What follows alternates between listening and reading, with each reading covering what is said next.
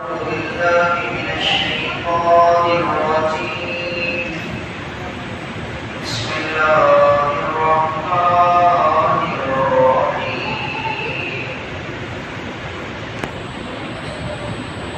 رضي الله عنهم ورضوا عنه. آمنت بالله صدق الله العظيم. إن الله وملائكته يصلون على النبي يا أيها الذين آمنوا صلوا عليه وسلموا تسليما. وهي الصلاة والسلام عليك يا رسول الله. الصلاة والسلام عليك يا حبيب الله. الصلاة والسلام عليك يا نبي الله. وعلى آلك وأصحابك يا نور الله.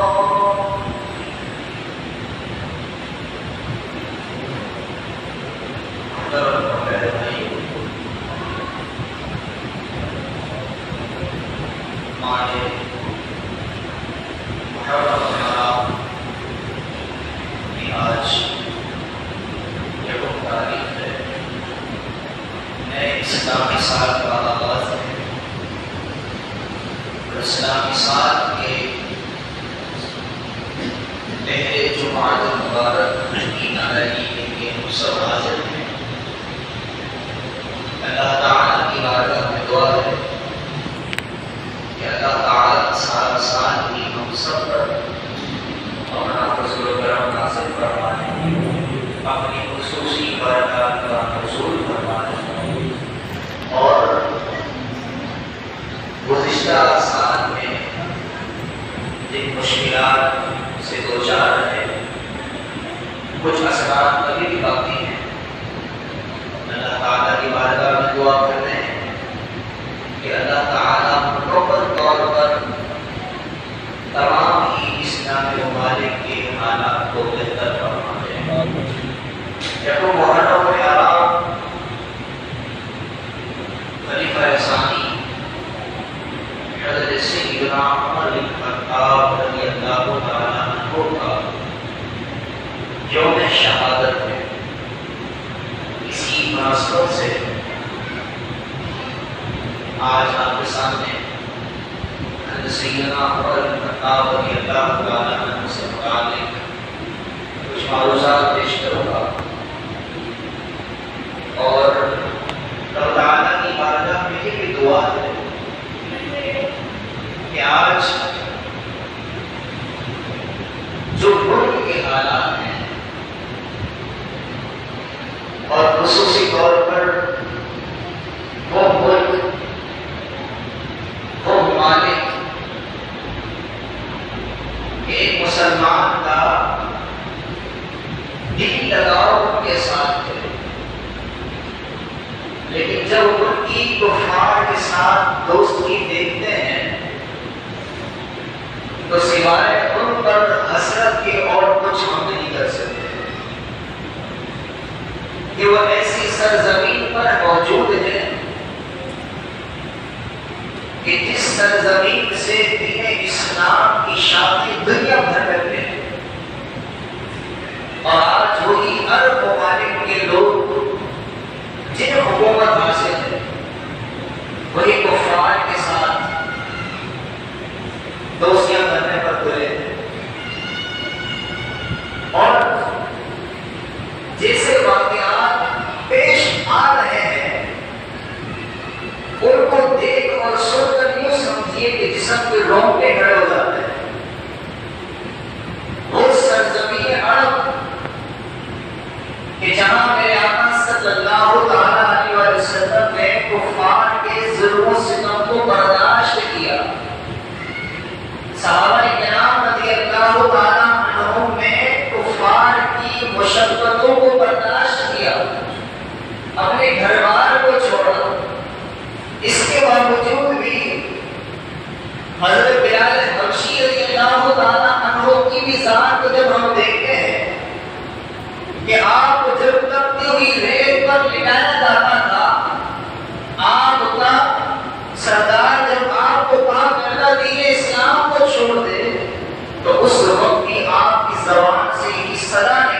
اللہ احد، وہ اللہ ایک ہے۔ تو ایسی کئی مثالیں ہیں کہ جو صحابہ کرام رضی اللہ تعالیٰ عنہم اور خود سرور کائنات صلی اللہ تعالیٰ علیہ وسلم کی ذات طیبہ میں ہمیں نظر آتی ہے کہ کفار نے ان پر کیسے ظلم و ستم کرا ہے، اور ظلم و ستم کو آج بھلا کر دنیا کا سب سے بڑا مندر عرب میں بنایا جا رہا ہے۔ دنیا کا سب سے بڑا مندر آج اس سرزمین پر بنایا جا رہا ہے۔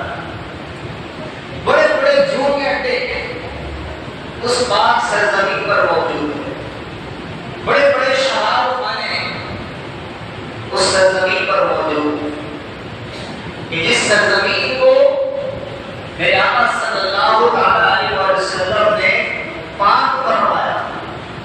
تو آج حضرت عمر بن خطاب رضی اللہ تعالیٰ عنہ کے یوم شہادت پر ہم اللہ تعالیٰ کی بارگاہ میں دعا نہیں کر سکتے کہ اللہ تعالیٰ ہمیں حضرت عمر بن خطاب رضی اللہ تعالیٰ عنہ جیسا حکمران نصیب فرمائے، کہ آپ کے دور حکومت میں کفار مسلمانوں پر آنکھ اٹھا کر دیکھ نہیں سکتے تھے۔ اگر حضرت عمر بن خطاب رضی اللہ تعالیٰ عنہ کی سیرت کا مطالعہ کیا جائے، آج لوگ مختلف کانفرنس کا انعقاد کرتے ہیں کہ جناب ملکی حالات کو کس طرح بہتر کیا جائے، ہمیں کسی کانفرنس کی ضرورت ہی نہیں ہے۔ تاریخ اسلام میں ہمارے سامنے پیارے محبوب صلی اللہ تعالیٰ علیہ وسلم کی امت کے ایسے ایسے ہیرو موجود ہیں، ان کی ایسی ایسی تاریخ موجود ہے کہ ہمیں صرف ان تاریخ کا مطالعہ کر کے اس پر عمل کرنے کی حاجت ہے، کہ یہی وہ حضرت عمر رضی اللہ تعالیٰ عنہ ہے کہ جن کے بارے میں ایسا عدل قائم بیان کیا جاتا ہے کہ اگر کسی گڑیا کا، کسی عورت کا تیل زمین پر گر جاتا ہے اور وہ رونے لگ جاتی ہے کہ میرا تیل زمین میں گر گیا ہے، زمین پی گئی، حضرت عمر بن خطاب رضی اللہ تعالیٰ عنہ جب ملاحظہ فرماتے ہیں تو زمین سے فرماتے ہیں، اے زمین کیا عمر نے تیرے اوپر عدل نہیں کیا؟ اے زمین کیا تیرے اوپر عمر نے عدل نہیں کیا؟ جیسے ہی آپ یہ فرماتے ہیں اس زمین سے تیل کے فوارے اڑنے لگ جاتے ہیں، تیل اگلنے لگ جاتا ہے۔ یہ آپ کا عدل تھا، یہ انصاف تھا کہ زمین بھی آپ کے حکم کے تابع ہو گئی۔ تو یہ تاریخ میں ہمیں ایسے واقعات کیوں دیتے ہیں؟ کیا یہ واقعات صرف داد حاصل کرنے کے لیے ہوتے ہیں، واہ حاصل کرنے کے لیے ہوتے ہیں؟ لوگ سبحان اللہ کا نعرہ لگانے اس لیے ہوتے ہیں۔ آج جب الیکشن کے دن آتے ہیں تو اس طرح کے واقعات ووٹ حاصل کرنے کے لیے لوگ بیان کرتے ہیں، فلاں کو دیکھو فلاں کو دیکھو، ووٹ حاصل کرنے کے لیے جناب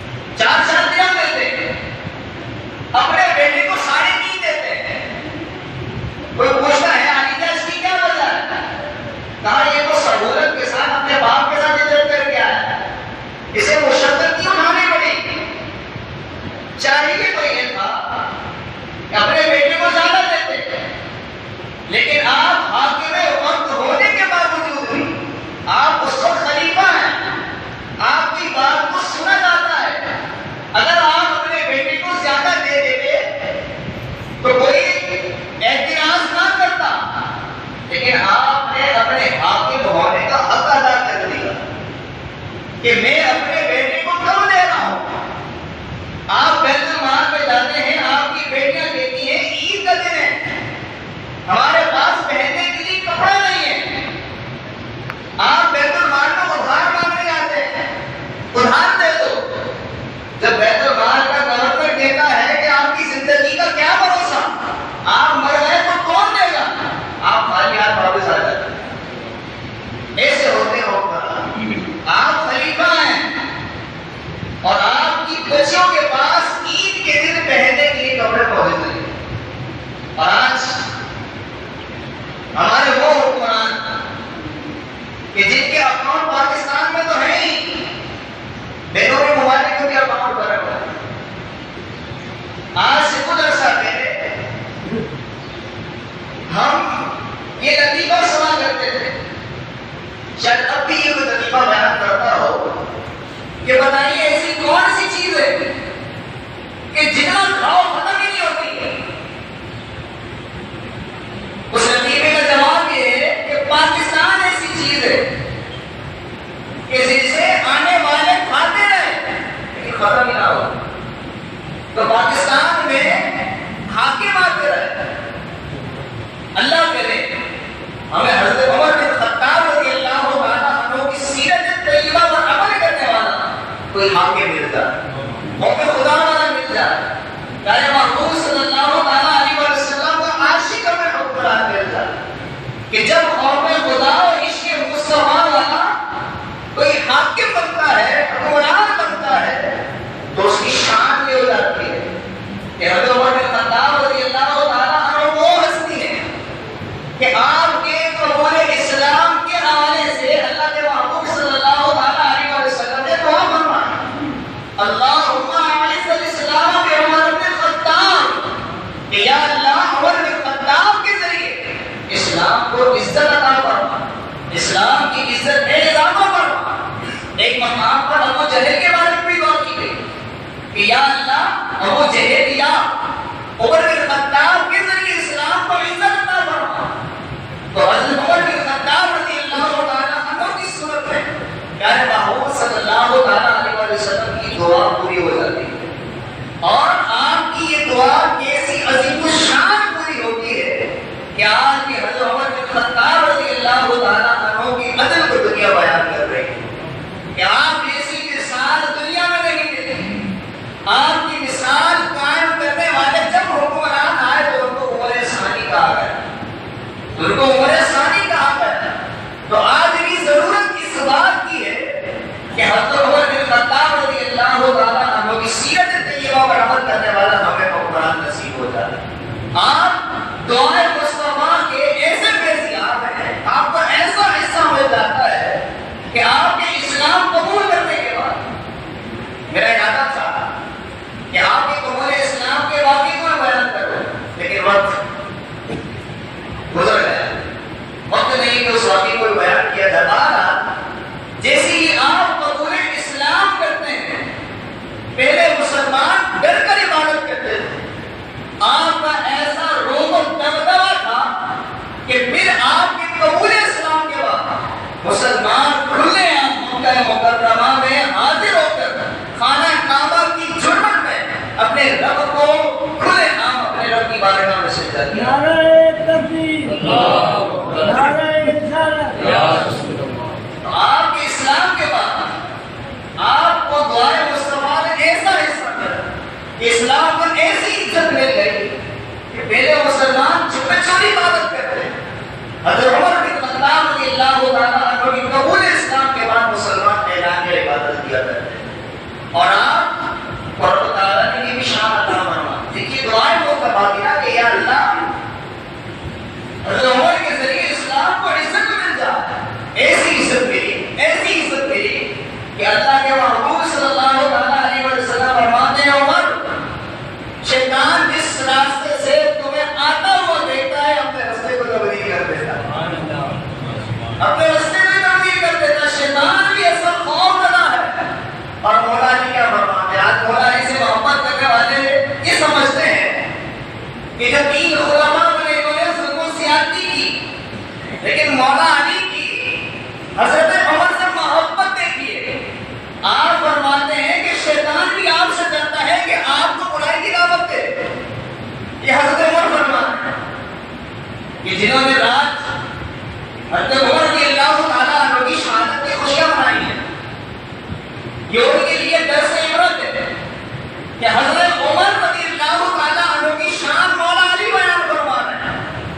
کہ مولا علی فرماتے ہیں کہ شیطان بھی حضرت عمر کو برائی کی دعوت دینے سے ڈرتا ہے، تو ایسے لوگوں کو حضرت عمر رضی اللہ تعالیٰ عنہ کو دوسری رکھنا چاہیے۔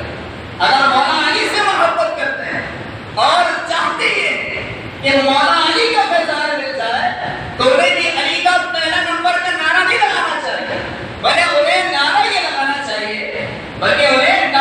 لگانا چاہیے، صدیق کا پہلا نمبر، عمر کا دوسرا نمبر، عثمان کا تیسرا نمبر اور علی کا چوتھا نمبر۔ علی کا چوتھا نمبر کی تقسیم داری ہم نے نہیں کی، یہ اللہ کے محبوب نے کی۔ اللہ کے محبوب صلی اللہ علیہ وسلم نے اپنی زندگی میں حضرت ابو بکر صدیق رضی اللہ تعالیٰ عنہ کو حکم فرمایا، مروا ابا بکر ان یصلی۔ جب آپ صلی اللہ علیہ وسلم علانت کے ایام میں تھے، صحابہ کرام کو فرمایا کہ ابو بکر کو حکم دو کہ نماز پڑھائیں۔ کیا اس وقت عمر فاروق اعظم موجود نہیں تھے؟ عثمان غنی موجود ہی تھے؟ مولا علی موجود ہی تھے؟ حضرت ابو بکر صدیق کو حکم دیا گیا کہ ابو بکر صدیق کو حکم دو کہ وہ نماز پڑھائیں۔ تو یہ ابتدا وہاں سے شروع ہوتی ہے کہ حضرت ابو بکر صدیق رضی اللہ تعالیٰ عنہ کے جب آخری ایام آتے ہیں تو آپ حضرت عمر کا انتخاب فرماتے ہیں اور اللہ کی بارگاہ میں عرض کرتے ہیں، یا اللہ کائنات کے سب سے بہتر انسان کو میں نے انتخاب کر لیا۔ آپ یہ فرماتے ہیں، تو یہ تقسیم داری وہاں سے چلی ہے۔ اگر ہم علی کا چوتھا نمبر نہیں کہتے، علی کا نمبر چوتھا نہیں کہتے تو ہمارے اوپر سوال کا نشان، اور اگر ہم علی کا پہلا نمبر نہیں کہتے تو یہ ہماری دوسری نشانی نہیں ہے، یہ محبت رسول ہے کہ ہم حضور صلی اللہ علیہ وسلم کی تقسیم پر خوش ہیں، تو اپنی ڈائریکشن کو تبدیل کر لینا چاہیے۔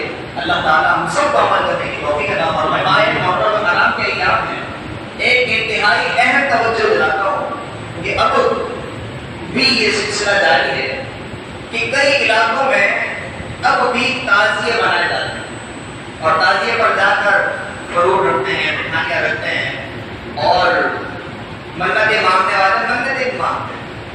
اگرچہ آپ کی بات پوری ہوئی تو اس کا مطلب یہ نہیں کہ تعزیہ بنانا جائز ہو گیا۔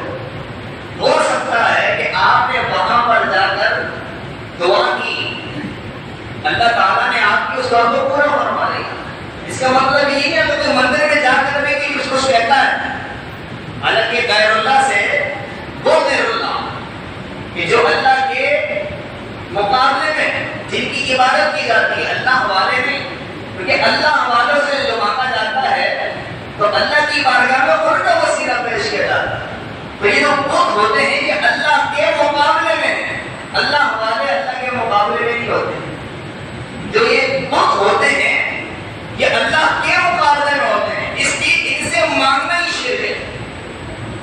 غیر اللہ سے، ایسے غیر اللہ سے جو اللہ کے مقابلے میں ان سے مانگنا شرک ہے۔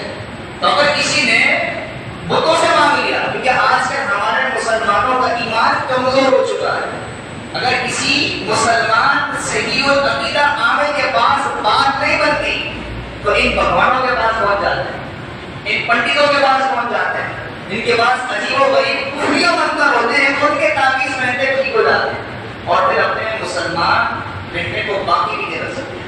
تو لہٰذا ہمیں ان چیزوں کو ختم کرنا چاہیے۔ تعزیہ بنانا بالکل جائز نہیں ہے، اس پر منت مانگنا بھی بالکل جائز نہیں، اس کی نسبت کسی بزرگ کے ساتھ نہیں، یہ من غلط۔ آپ ہزار بتائیں منت مانیں اور ماننا کوئی غلط نہیں، یہ بالکل جائز ہے۔ انشاءاللہ کبھی موقع ملا تو اس وقت اللہ تعالیٰ کی توفیق عطا فرمائے۔